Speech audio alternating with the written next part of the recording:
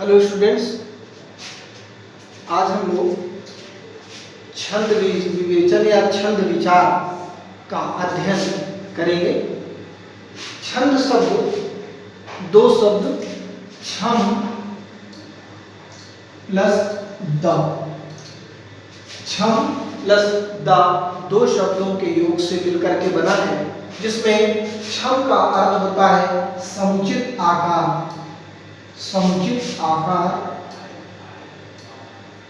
और दा का अर्थ होता है देने वाला। दा माने देने वाला, समुचित आकार देने वाला, अर्थात काव्य का वह रूप जो उसे समुचित आकार प्रदान करता है उसे हम छंद कहते हैं। या आप एक परिभाषा और दे सकते हैं, कह सकते हैं कि काव्य की जो लयात्मक प्रवृत्ति है वह छंद है। अक्षर, अक्षरों की संख्या, क्रम, मात्रा, गणना, यति, गति और जो भी संबंधित विशिष्ट नियम हैं उससे नियोजित जो रचना होती है, पद्य रचना होती है, उसे छंद कहते हैं।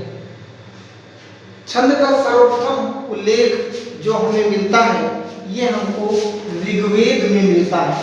छंद का प्रथम उल्लेख हमको ऋग्वेद में मिलता है। छंद की उत्पत्ति छद, छद या छद, कुछ दोनों जगह आपको अलग अलग मिलता है, कहीं छद मिलता है और कहीं छद मिलता है। छंद की जो उत्पत्ति है ये छद या छदि धातु से मानी गई, जिसका अर्थ होता है आवृत करना, ढकना, आच्छादित करना, रक्षित करना या प्रसन्न करना। छद या छद का धातु है जिससे छंद बना है, इस धातु का इसका अर्थ है आवृत करना, ढकना, आच्छादित करना, प्रसन्न होना और रक्षित होना है। और छंद शास्त्र को हम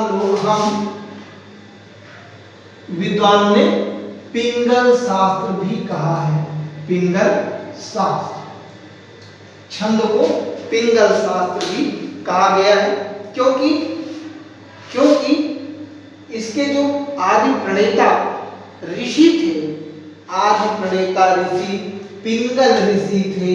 पिंगल ऋषि के कारण ही इसे पिंगल शास्त्र कहते हैं। अब जो छंद के हम देखते हैं, छंद के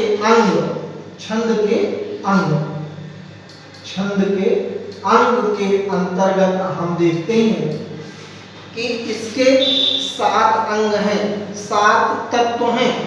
7 में पहला है चरण, इसी को पाद भी बोलते हैं। पहला है चरण या पाद, पाद माने पैर। दूसरा है वर्ण या मात्रा, वर्णिक छंद में वर्ण और मात्रिक छंद में मात्रा।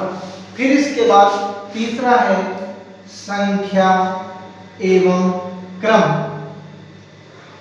संख्या एवं क्रम। फिर इसके बाद चौथा है गण, और पांचवा है हमारा यति या विराम। यति माने रुकना होता है और विराम माने भी रुकना होता है। गण के बाद फिर होता है यति विराम। फिर इसके बाद छठवां होता है यति माने रुकना, आगे है गति, गति माने चलना। फिर इसके बाद 7वां है तुक। अब इसका 7 का हम अलग अलग अध्ययन करते हैं। तो सबसे पहले हम चरण या पाद की बात करते हैं। तो चरण या पाद के अंतर्गत अगर हम देखते हैं तो किसी भी छंद के 4 चरण होते हैं, किसी छंद के 4 चरण या 4 पाद होते हैं और इसी को हम चरण कहते हैं। जो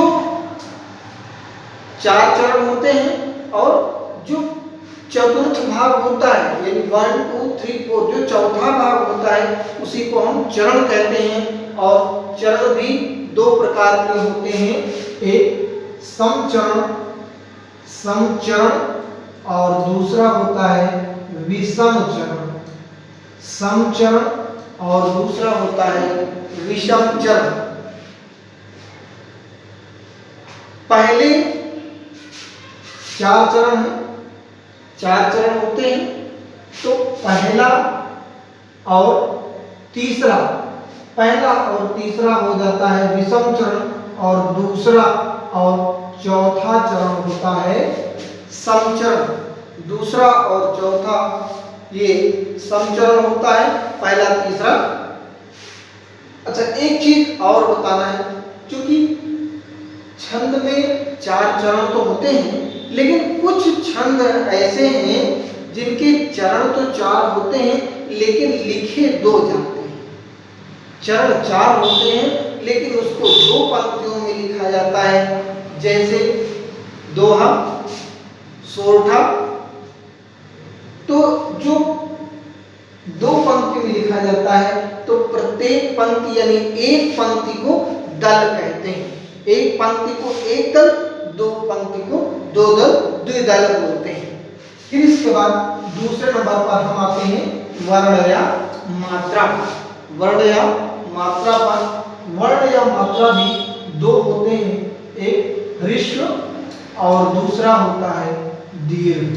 ह्रस्व स्वर और दीर्घ, ह्रस्व वर्ण और दीर्घ वर्ण या ह्रस्व मात्रा और दीर्घ मात्रा। ह्रस्व वर्ण को लघु और इसको हम लघु बोलते हैं और ये दीर्घ को हम गुरु बोलते हैं। लघु और गुरु, दीर्घ ह्रस्व को लघु और दीर्घ को गुरु बोलते हैं। गुरु वर्ण में, लघु वर्ण में जो भी मात्राएं होती हैं वो 1 गिनी जाती हैं, 1, और दीर्घ या गुरु में जो मात्राएं हैं उसको 2 गिना जाता है। मात्रा केवल स्वर की होती है, लघु मात्रा का जो चिन्ह है ये है और गुरु मात्रा का चिन्ह जो है ऐसा होता है, गुरु। फिर इसके बाद तीसरा आता है संख्या व क्रम। तीसरा है संख्या व क्रम। जो वर्ण की जो मात्राएं हैं, जो गणनाएं हैं, इन्हीं गणना को हम संख्या कहते हैं। लघु गुरु के स्थान निर्धारण को क्रम कहते हैं। लघु और गुरु का जो स्थान निर्धारण है उसी को क्रम कहते हैं। वर्णिक छंदों में सभी चरणों में जो संख्या है वर्णों की और क्रम लघु और गुरु का या ह्रस्व या दीर्घ का ये समान होता है। जबकि जो मात्रिक छंद होता है, मात्रिक छंद में जो सभी चरण की जो संख्या है, जो मात्राओं की संख्या है वो तो समान होती है, लेकिन जो लघु और गुरु का क्रम है वो समान नहीं होता है। फिर इसके बाद अगला हम आते हैं यति एवं विराम। यति एवं विराम पे आते हैं तो यति माने होता है रुकना।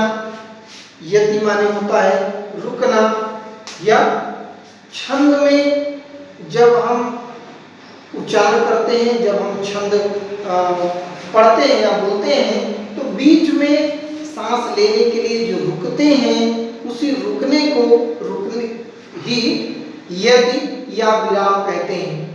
छोटे छंदों में जो छोटे छंद हैं उसमें प्रायः जो यति होती है, जो रुकावट होती है, जो रुकते हैं, जो सांस लेने का क्रम है, ये छंद के लास्ट में होता है।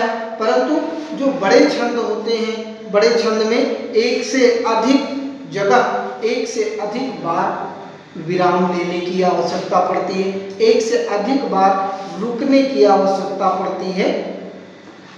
यति का जो निर्देश होता है वह जो छंद का लक्षण है, छंद के जो लक्षण पढ़ाए जाते हैं उसी में बता दिया जाता है। जैसे जो मालिनी छंद है, मालिनी छंद में जो पहली यति है वो 8 वर्ण के बाद लगती है और दूसरी यति या दूसरा विराम जो है वो 7 वर्णों के बाद में लगता है। फिर इसके बाद अगला आता है हमारा गति।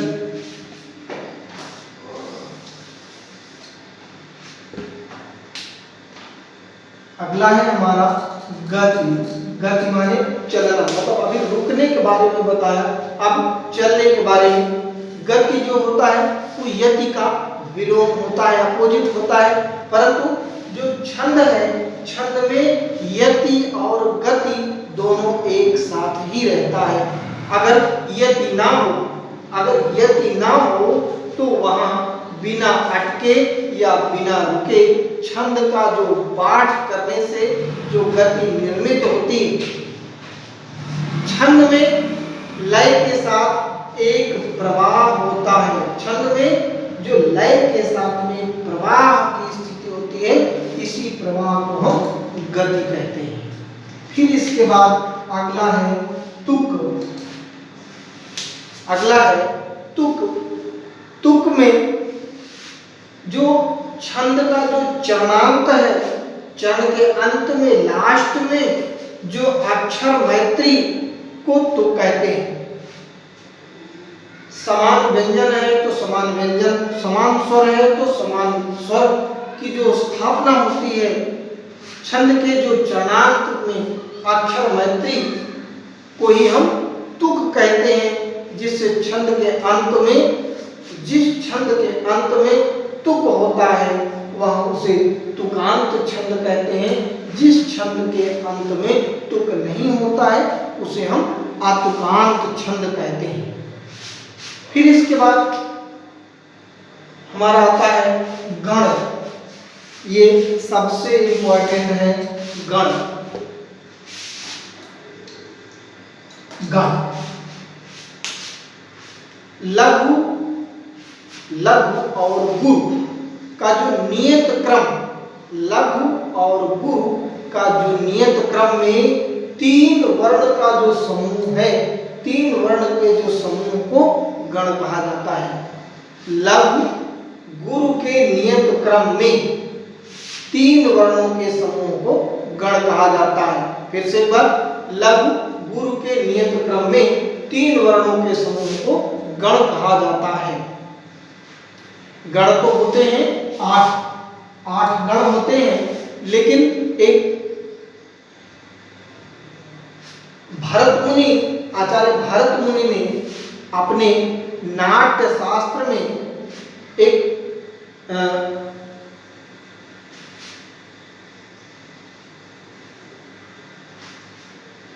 ये जो एक सूत्र दिया था गण के, जिसमें 8 गण होते हैं और गणों को याद करने का जो सूत्र है ये, तो चूंकि सूत्र के अनुसार तो 8 होता है, लेकिन हमको 3-3 के समूह में उसको पूरा करना होता है। तो इसलिए 2 जो वर्ण बाद में और जोड़ दिए जाते हैं वो छंद शास्त्र में उसको दशाक्षर बोलते हैं। ये 8 तो गण होते हैं, लेकिन जो 2 और वर्ण हम जोड़ देते हैं उसको मिला करके दशाक्षर हो जाता है।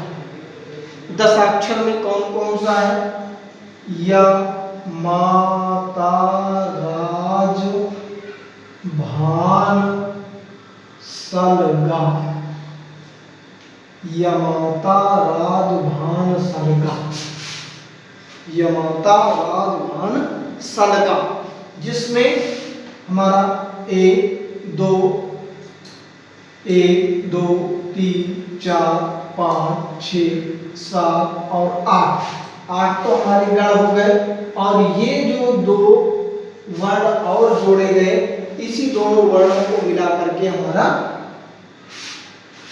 क्या बना, ये दशाक्षर कहलाता है।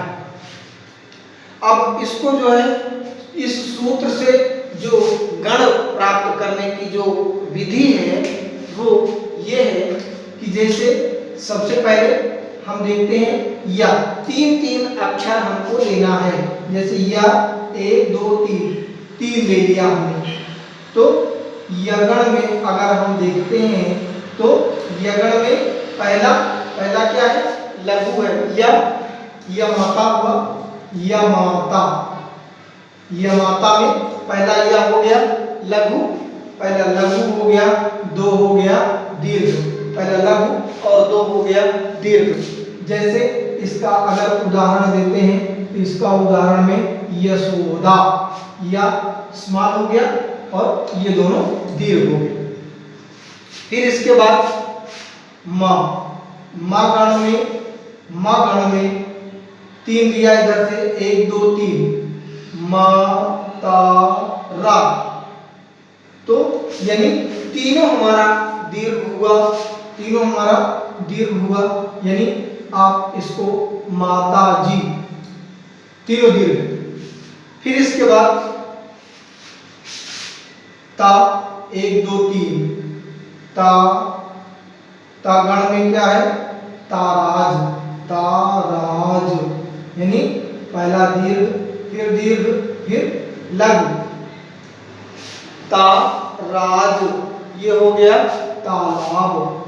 तालाब। ये एक आपको केवल उदाहरण दिया जा रहा है। जबकि यगण में 1 लघु और 2 दीर्घ, मगण में तीनों दीर्घ, कागण में 2 लघु और तीसरा ह्रस्व, 2 दीर्घ और तीसरा ह्रस्व। फिर इसके बाद एक रगण में राजभा,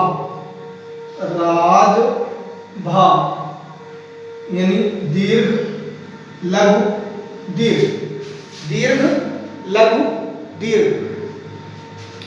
जैसे राम जी। फिर रा के बाद जगण में जभान,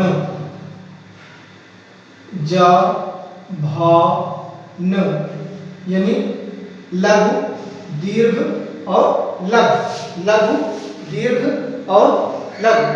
ये हो गया जवान। अगर आप लिखते हैं तो जवान। जा के बाद फिर भागण में क्या है,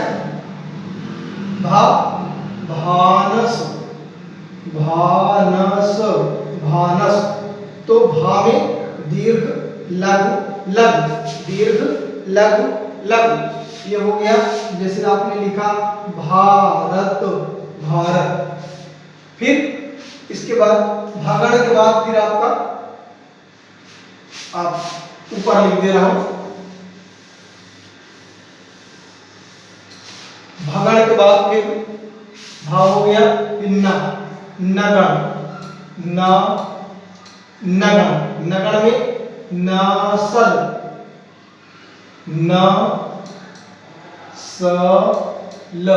तीनों स्मॉल है, नसल। तो ये तीनों का चिन्ह बन गया। इसके लिए जैसे आप लिख सकते हैं नमन। फिर इसके बाद ना के बाद फिर सगण में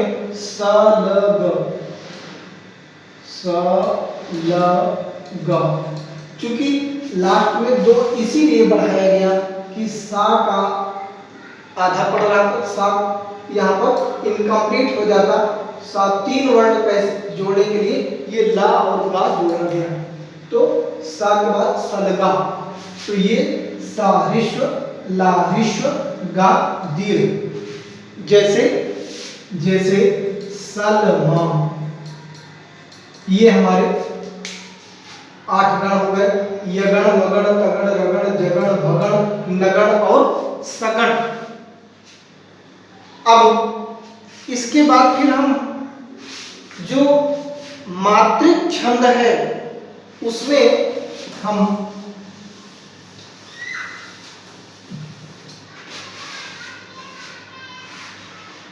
मात्रिक छंद में जो हर ह्रस्व या दीर्घ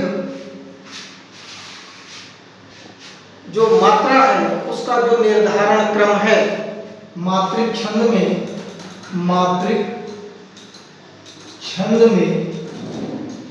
ह्रस्व दीर्घ निर्धारण क्रम। तो निर्धारण क्रम के अंतर्गत अगर हम देखते हैं तो सबसे पहले इसको आप नोट करते चलिए तो ये आपको ज़्यादा आसान रहेगा। सबसे पहले तो हम लघु विधान अगर देखते हैं, लघु विधान में सबसे पहला अगर हम देखते हैं तो जो लघु वर्ण, जितने लघु वर्ण होते हैं ये सब मात्रिक लघु वर्ण, ये सब चाहे स्वर हो चाहे व्यंजन हो, ये लघु वर्ण ही मात्रिक होते हैं, ये एक मात्रिक होते हैं। इसका चिन्ह ऐसे लगाते हैं, ये एक लाइन खींच देते हैं, जैसे आ, ई, उ, क, ख, ग, घ, कुछ भी, ये इसमें लघु चिन्ह होता है। फिर इसके बाद जो संयुक्ताक्षर होते हैं, संयुक्ताक्षर ये भी लघु होते हैं, संयुक्ताक्षर भी लघु होते हैं। जैसे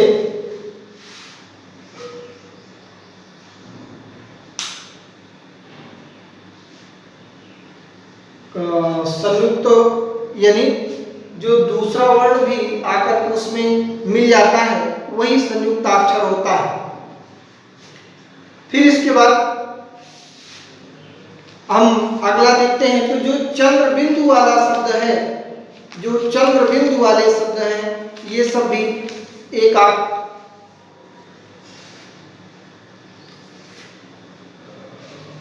जो चंद्र बिंदु वाले, जैसे हंसना, हंसना, चांद, जो चंद्र बिंदु है वाले शब्द हैं ये सब एक मात्रा वाले माने जाते हैं। अगर ये लघु है तो ये लघु है तो एक माना जाएगा, अगर दीर्घ है तो इसको गुरु माना जाएगा। फिर इसके बाद ह्रस्व मात्राओं वाले सभी वर्ण, जो ह्रस्व मात्रा वाले वर्ण हैं ये सब भी हमारे लघु वर्ण में ही माने जाएंगे। फिर जो हलंत वाले व्यंजन हैं यह भी लघु माने जाएंगे। जो हलंत वाले व्यंजन हैं जैसे अहम में ये भी लघु वर्ण ही माने जाएंगे।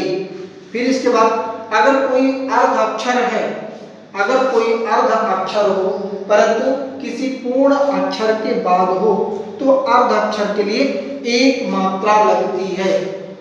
अगर अर्ध अक्षर है और पूर्ण अक्षर के बाद हो तो एक मात्रा लगता है। जैसे पश्चात अगर हम लिखते हैं तो पा में ये ए, दो ए, पश्चात हो गया। फिर इसके बाद अगर कोई अक्षर अर्ध अक्षर से शुरू होता है, पहला ही आधा होता है तो अर्ध अक्षर से शुरू होता है तो उसके लिए कोई मात्रा नहीं लगता है, उसके लिए कोई मात्रा नहीं लगता है। जैसे स्थान, इसमें कोई मात्रा नहीं लगेगा, ये दीर्घ होगा और ये लघु होगा। फिर इसके बाद यदि किसी अक्षर के बाद दो अर्ध अक्षर लगातार हो, किसी अक्षर के बाद अगर दो अर्ध अक्षर लगातार होंगे तो दोनों अर्ध अक्षरों के लिए एक ही मात्रा लगेगी।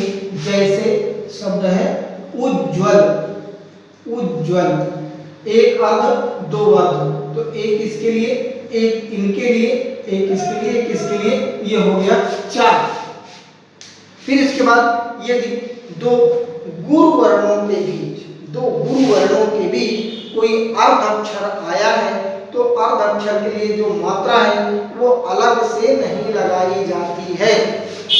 अगर दो दीर्घ के बीच में कोई अर्ध अक्षर आया है, जैसे आ म, दो दीर्घ के बीच में एक अर्ध अक्षर आया है तो इसके लिए अलग से मात्रा नहीं लगेगी, ये दोनों दीर्घ हो जाएंगे बराबर 4। फिर इसके बाद जहां पर कोई अर्ध अक्षर अपने आगे वाले पूर्ण अक्षर से पूरी तरह से मिला हुआ हो, कोई अर्ध अक्षर अपने आगे वाले वर्ण से पूर्ण तरह से मिला हुआ हो तो अर्ध अक्षर के लिए अलग से कोई मात्रा नहीं लगती है। जैसे स्थल, ये इसमें जुड़ा हुआ है, इसके लिए अलग से कोई मात्रा नहीं होगा, ये हो जाएगा 2। अब अगर हम दीर्घ या गुरु की बात करते हैं, गुरु वर्ण की बात करते हैं, गुरु वर्ण जिसका चिन्ह है ये, अगर हम इसकी बात करते हैं तो सबसे पहले जितने दीर्घ स्वर हैं, जितने दीर्घ वर्ण हैं, इसमें ह्रस्व की तुलना में दुगनी मात्रा लगती है, जिसका चिन्ह ये है, इसको 2 गिना जाता है। फिर संयुक्ताक्षर के पहले के जो लघु वर्ण होते हैं ये दीर्घ होते हैं। संयुक्ताक्षर के जो पहले का लघु वर्ण होता है वो दीर्घ माना जाता है अगर उन पर भार पड़ता है तब। तो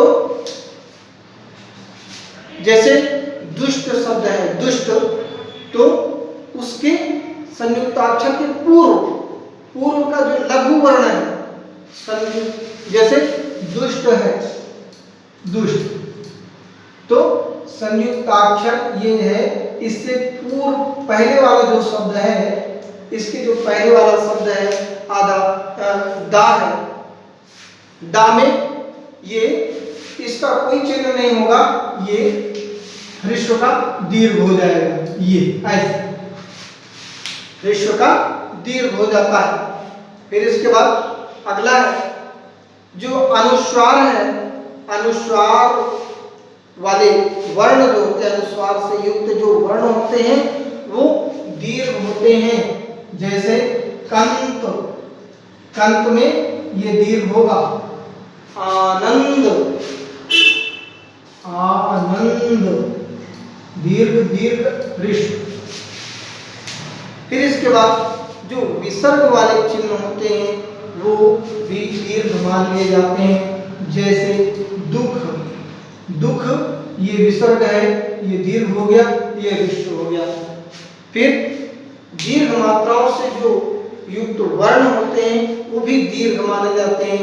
जैसे कौन, काम, दाल, इसमें सबसे पहला दीर्घ है इसलिए वहां पर दीर्घ का चिन्ह लगे।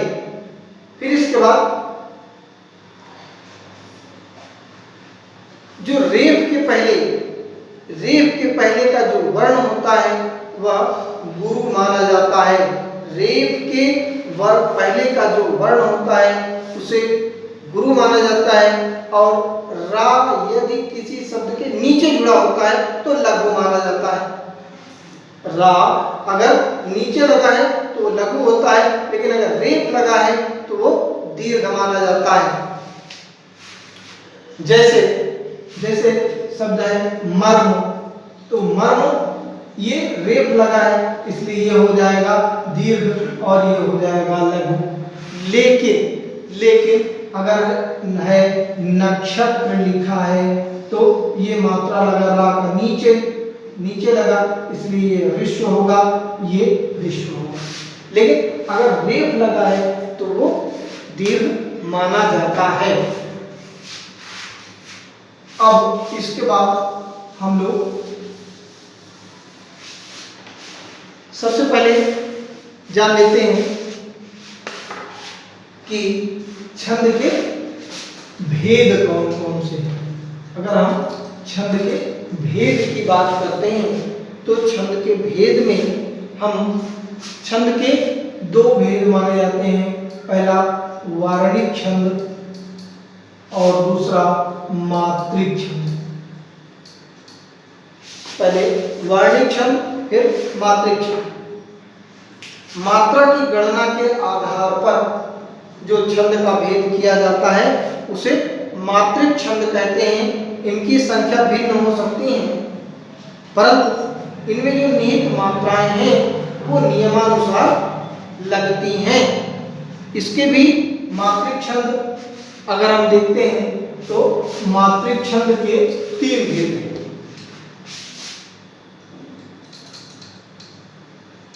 मात्रिक छंद के तीन भेद होते हैं। पहला होता है सममात्रिक छंद और फिर इसके बाद दूसरा होता है अर्ध सममात्रिक छंद।